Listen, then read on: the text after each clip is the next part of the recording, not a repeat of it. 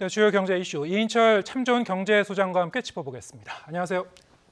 네, 자, 태영건설의 워크아웃 여부가 이제 내일 결정이 됩니다만 산업은행과 주요 채권단 오늘 이제 논의를 했죠. 모여서 회의를 했는데 전반적으로 분위기가 좀 긍정적으로 바뀐 것 같아요. 어떻게 맞습니다. 평가하고 계십니까? 일단 뭐 매맞지 않고 스스로 자구 대책을 내놨으면 좋겠지만 여론의 문매를 맞고 다시 이제 수정 자구안을 내놨는데 1차로는 네 가지였어요. 태영 인더스트리 매각 대금 전액을 일단은 계열사에 내놓는 줄 알았는데 일부를 모회사의 부채 상환에 쓰면서 문매를 맞았죠. 거기다가 가장 중요한 알짜 자회사 그리고 이 사재출에는 빠져 있어서 계열사 지분 매각하고 담보하는 게 얼마나 되겠느냐라는 이제 비난이 쏟아지자 급기야 세 가지 추가 안을 발표했습니다. 결국 이제 오너 지분도 담보로 내놓겠다라는 거예요. 그래서 태영그룹 오너 일가가 보유하고 있는 지주회사 태영홀딩스의 지분 이것도 한 33.7%가 되고요. 여기다가 TY홀딩스가 가지고 있는 이 알짜 자회사 SBS 지분 36.9%도 담보로 제공을 하겠다. 네. 그러면서 또 다른 계열사인 SBS 미디어넷도 이도 활용을 해서 이 자금 추가 조달을 이제 약속을 했습니다. 자, 이러다 보니까 이제 채권단은 일단 그동안 이제 좀 분해했었지만 이 뭐 그동안 이제 지주회사 빚 갚는데 썼던 것도 태영건설 지원으로 우회했기 때문에 우회해서 다시 돌아왔기 때문에 급한 불은 좀 꺼졌다라고 해서 이제 사실은 이 채권단의 경우에는 특히 추가 자구안에 대해서는 긍정적이다라고 해서 내일 아마 이제 전체 채권단의 75%가 동의하게 되면 이제 워크아웃 시행 가능한데 가능할 것으로 지금 업계에서는 보고 있습니다. 네. 지금 그럼 내놓은 이 자구안들을 전반적으로 평가해 보면은 일단은 조달 가능한 유동성 규모는 어느 정도로 보십니까? 사실 이게 지분 매각과 담보 제공이거든요. 예. 그러니까 지금 만약 워크아웃이 이제 개시가 되면 지금 최장 한 4개월 정도는 이제 채권이 유예가 됩니다. 특히 주채권은행인 산업은행을 바탕으로 해서 태영건설에 대한 실사가 들어가거든요. 그러면 지금은 보면 부채 규모도 우발 채무 부채 규모도 사실은 이제 이 업체 측, 건설업체 측과 그리고 이제 금융당국이 차이가 견해가 좀 크거든요. 세네 배 차이가 이상 나고 있어서 그런 이제 이 그 태영 실사를 바탕으로 해서 재무구조 개선 계획이 발표가 되면 아마 늦어도 한 6월부터는 구체적으로 그때부터는 원리금 감면이나 상환 등 각종 채무 방안이 나옵니다. 네. 그렇게 되면 예상 외로 이제 부채 규모가 많이 돌발 부채가 많이 낮다라고 하면 지금 얘기했던 이제 TY홀딩스의 지분이랄까 아니면 이제 알짜 회사의 SBS 지분을 이제 담보로 제공하고 매각을 해야 될 수도 있습니다. 네. 그래서 이제 두 가지 조건을 들고 있습니다. 정말로 실사 과정에서 계열사와 태영그룹이 한 약속을 지킬 것인가 이게 가장 크고요. 지키지 않는다면 단 하나라도 지키지 않는다면 바로 법정 관리 이후에 부도 처리가 가능하다는 얘기고요. 예. 두 번째가 대규모 추가 부실이에요. 지금은 태영건설 측은 우발 채무 규모를 한 2조 5천억 원 규모로 상정을 하고 있지만 금융당국이나 채권단이 보고 있는 건 한 9조 5천억 원. 예. 갭이 굉장히 크거든요. 그렇죠. 여기에는 지금 아마 지금 본 PF 가운데 75% 미만의 이 분양률을 보이고 있는 것만 이제 태영건설 측은 우발 채무로 넣고 있는 거고 그 위에 뭐 수분양자 보증이랄까 이제 이런 것들 SOC 보증 채무 금액은 전혀 이제 뺀 금액이기 때문에 이런 규모가 더 커졌다라고 하면 워크아웃 절차를 중단하겠다라고 이제 엄포를 넣고 있는 상황입니다. 네. 2조 5천억 원과 9조 5천억 원은 너무나 큰 격차인데 지금 말씀하신 대로 이제 실사 과정에서 구체적으로 드러나지 않았던 우발적 그 채무가 여기저기서 튀어나올 수가 있다. 맞습니다.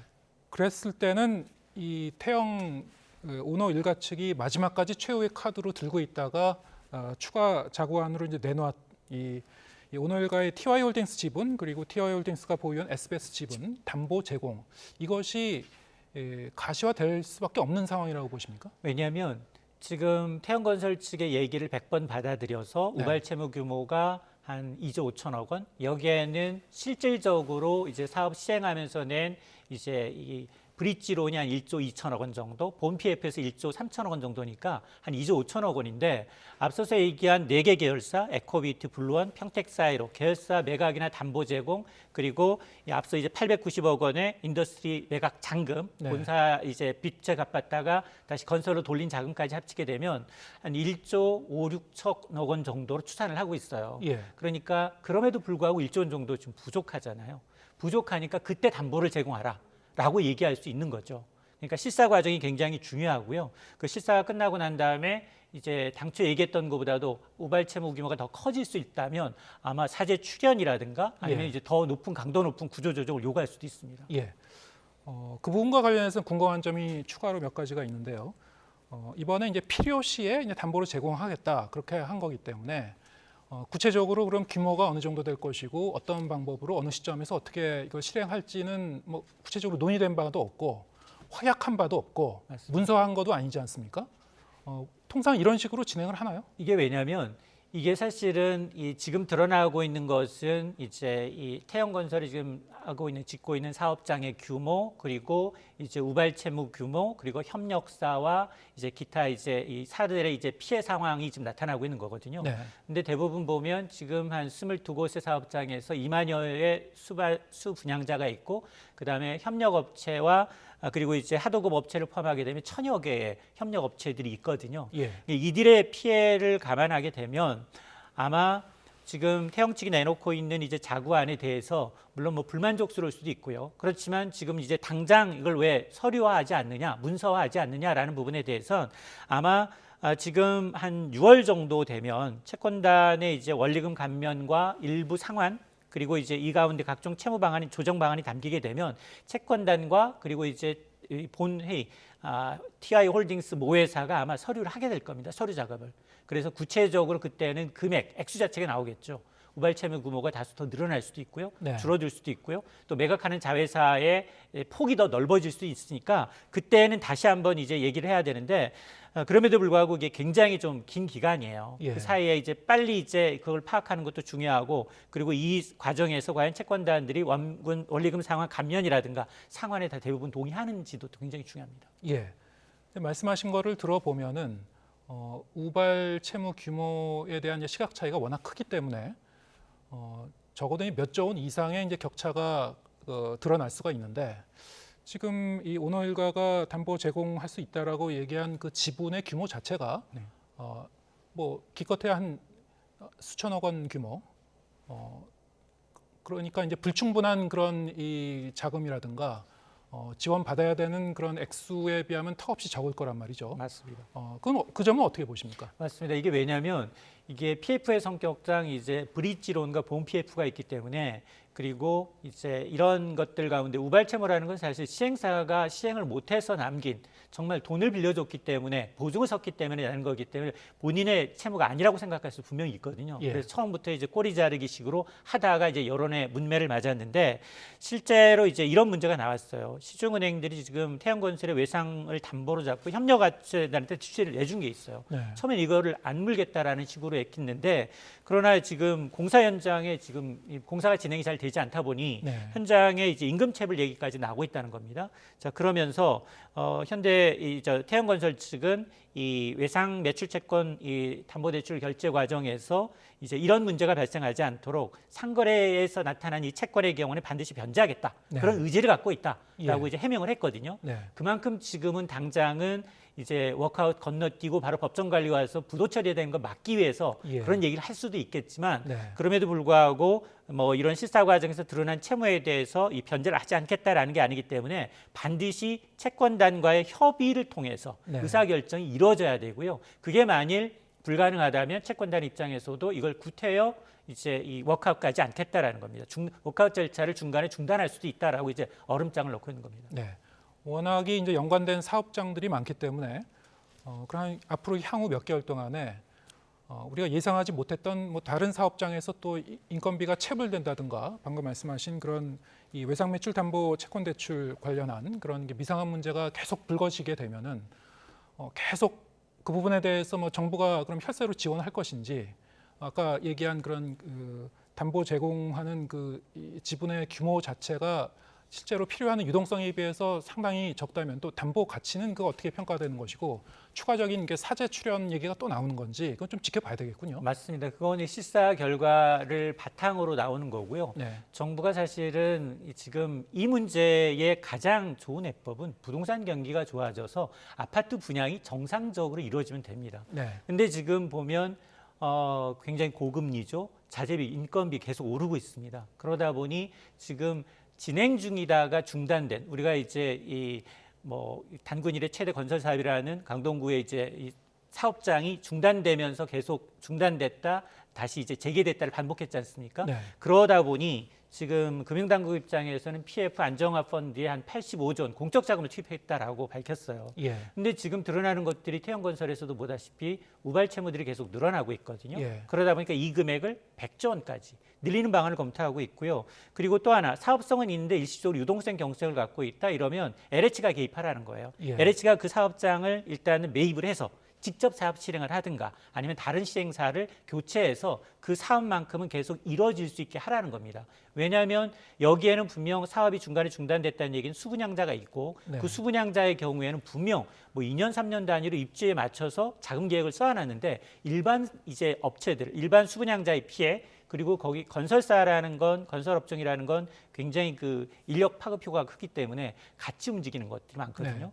그러니까 이제 그런 이제 협력업체들 일시적으로 이제 돈이 막혀서 사업이 중단되는 일이 좀 막아보자라고 해서 이런 그 LH까지 이제 동원하겠다라는 거고 또 여기에다가 사업성이 좀 부족해서 사실은 이제 좀 구조조정을 받아야 될 업장들이 많거든요. 예. 그런 업장의 경우에는 우리가 캠코라는 자산관리공사의 캠코를 통해서 민간이 공동 출자한 PF 정상화 펀드가 있습니다.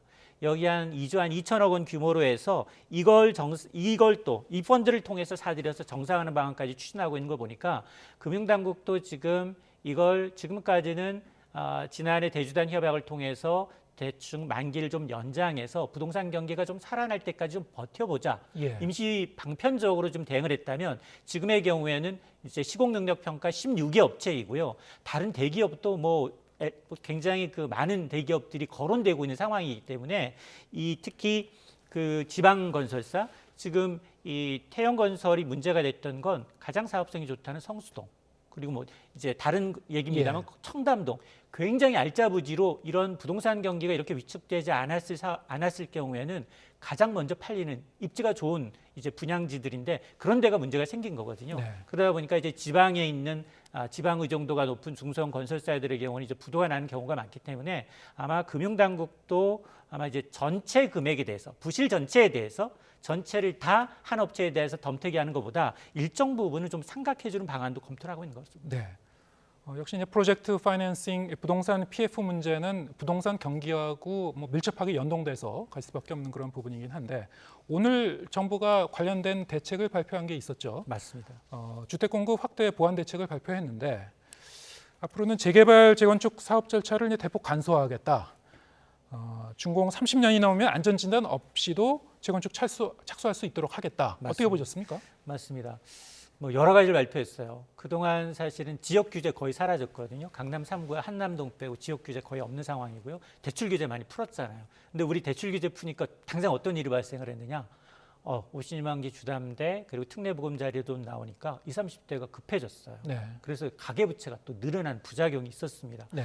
근데 지금 안전진단이라는 건 우리가 이제 자원 재활용 측면에서 든든한 아파트를 구태여 30년 지났다고 바꿀 이유는 없거든요. 예. 자, 그러다 보니까 그런 측면이 있는데 어쨌든 이 문제도 지적하셨던 것처럼 가장 큰 그림에서 보면 부동산 경기가 여기서 더 이상 더 얼어붙는다라고 하면 네. PF 문제가 우리 경제의 뇌관이 될 수 있다라는 인식이 깔린 것 같고요.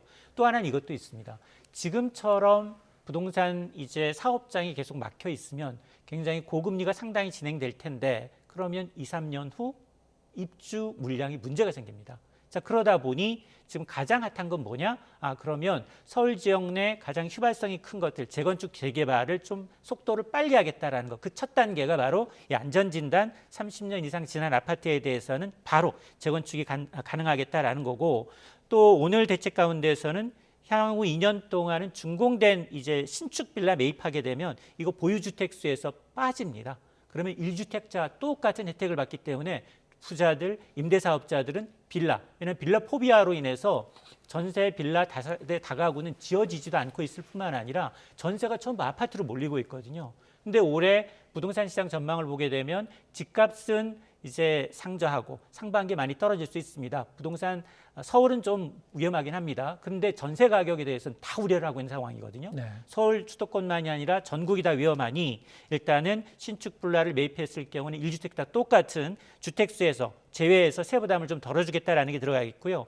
또 하나는 지난 정부에서 사실 단기 임대 사업자 제도를 없앴어요. 그걸 다시 부활하겠다는 겁니다. 그래서 소형 임대주택 공급을 활성화하겠다라는 건데 이런 것들이 사실은 대부분 이제 전세 대책과 맞물려서 올해 가장 불안한 게 아파트도 사실은 지금 지금 국회에 계류되어 있는 것들 가운데 분양가 상한제 주택의 경우에는 바로 입주해서 2년에서 5년간 실거주해야 된다라는 그게 살아 있거든요. 네. 그러다 보니까 신규 아파트가 들어온다 하더라도 집주인이 들어가 살게 되면 전세 물량 공급은 떨어질 수밖에 없습니다. 자, 그런 걸 감안해서 아마 내놓은 거고, 그리고 이건 뭐 경제활성화 대책에서 나왔습니다만 지방에 있는 인구가 줄어드는 악성 미분양 주택을 사도 보유주택수에서 감면해 준다든가 아니면 인구가 줄어드는 곳에 주택을 사게 되면 1주택자로 간주해 주는 여러 가지 대책을 놓게 보면 큰 그림에서 보면 PF를 어떻게든 부동산 시장을 좀 정상화해 보겠다는 거, 그리고 올해 단기적으로 전세 시장이 불안하니 이런 이제 빌라나 아니면 이제 좀 빨리 공급할 수 있는 것들 임대사업자를 부활해서 이제 좀 이런 주택수를 좀 늘리겠다라는 안이 좀 포함된 것으로 보입니다. 네. 말씀하신 대로 전세 가격 문제 안정화 그리고 전반적으로 이제 부동산 시장의 경착륙을 좀 막아보겠다 이런 의지가 담긴 것 같은데 그렇다고 하더라도 그러면 실제로 당장 주택 공급 확대에 얼마나 도움이 될 것인가? 이 현장에서는 시장에서는 이 지금 재건축 재개발이 이렇게 저조한 그 배경에 이게 안전진단 때문에 그런 것이냐? 실제로는 공사비도 뭐 급등을 했고 사업성이 악화됐고 이런 문제를 더 들고 있거든요. 어떻게 보십니까? 맞습니다. 정확한 지적이신데요. 서울 지역의 국민평형이라는 33평형 분양가가 평균 3,400만 원을 돌파했습니다.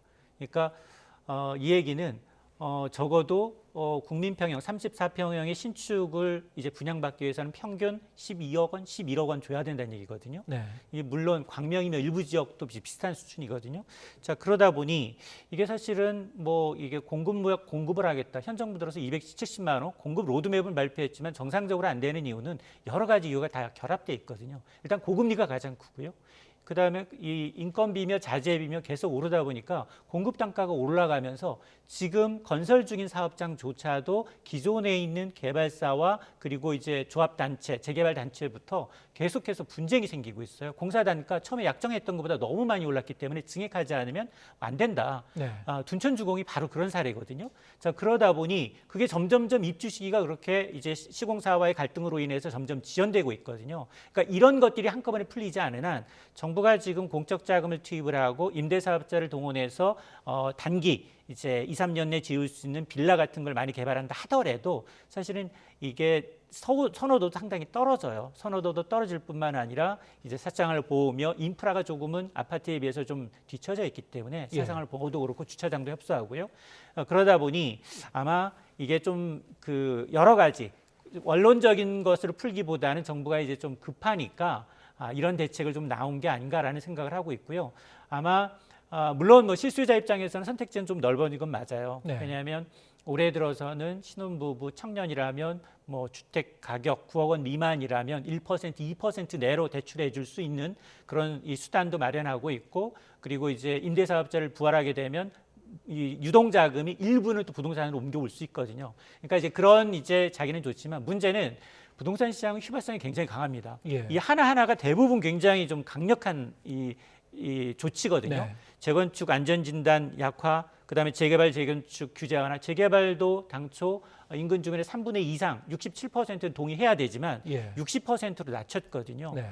이게 왜냐하면 재개발 지역에는 재건축은 모든 아파트니까 헌 아파트를 일괄적으로 다 푸시고 들어가지만 이게 재개발이라는 건 우후죽순 상가도 있고요, 단독주택도 있고 빌라도 있고 여러 가지가 겹쳐 있죠. 여기에는 임대인들도 있습니다. 예. 임대인들은 집은 2+2 4년이지만 이 상가는 10년이에요. 그러다 보니까 이건 의견 모의가 더 힘들어요.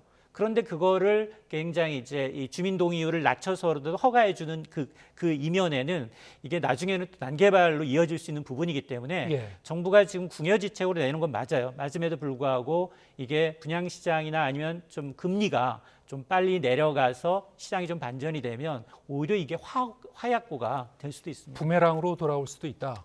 애초에 이 안전진단이라는 그 제도 자체를 만든 이유가 무분별한 재건축을 막고 집값이 뭐 과열돼서 뭐 급등하고 이런 사태를 막기 위해서 사실 2000년대 초에 이제 도입했던 거 아니겠습니까? 그런데 그동안 사실 이제 정권이 바뀔 때마다 그 정권의 뜻에 따라서 이 재건축 정책도 그 기준도 굉장히 많이 변해왔어요. 맞습니다. 일관성은 좀 없었던 것 같은데 그럼 앞으로 지금 말씀하신 대로 몇 년 후에 지금 당장은 아니더라도 몇 년 후에 이것이 다른 부작용을 일으키면 어떻게 될 것인가? 그 가능성을 좀 높다고 보시는 겁니까? 저는 이게 왜냐하면 샤워실의 바보처럼 지금 너무 급하니까 네. 빨리 이제 뜨거운 물을 튼 거예요. 근데 이제 이게 만에 하나에 좀 과열이 됐어요. 과열이 되면 다시 이제 돌려야 되는데 네. 이 후폭풍이 만만치가 않거든요. 예. 이걸 돌리는 데는. 그리고 일기 신도시의 경우에는 재정비를 통해서 용적률을 500%까지 높여주고 그리고 현 임기 내 일단 첫 착공을 해서 2030년에 임기 내에 착공을 하고 2030년에 입주하겠다는 거예요. 여기가 한 30만 가구가 되는데 분당, 일산, 중동, 평촌 3본의 경우 여기가 뭐 첫 착공이 이제 임기 내 3년 이내 되나? 좀 불가능하다고 저는 보거든요. 네. 그러니까 공급 로드맵은 로드맵이고 실제로 이 로드맵에 따라서 타임테이블이 가능하냐? 저는 불가능하다 볼 뿐만이 아니라 역차별도 나요. 왜냐하면 아니 지금 이미 기존에는 기존 건축법에 의해서 이제 재건축의 경우 서울의 경우에는 뭐 2종이나 3종이나에 따라서 200에서 250에서 300%까지 가능하거든요. 근데 여기를 500%까지 높여주게 되면 이게 역차별이 나잖아요. 분명 한두 달 사이로 내지는 1, 2년 사이로 그러면 또다시 정권이 바뀌게 되면 이게 또 바뀔 수가 있습니다. 네. 그러다 보니 이 정책을 이제 조율하고 그다음에 이전 정책을 잘 이제 좀 받아서 이어가서 연착륙이 돼야 되는데 네. 우리는 그런 게 없기 때문에 야, 이게 또 정권이 바뀌면 또 없어지는 게 아니야? 예. 이런 우려가 나타날 수 그렇군요. 있습니다. 예. 오늘 말씀 여기까지 듣겠습니다. 이인철 참 좋은 경제소장과 함께했습니다. 고맙습니다.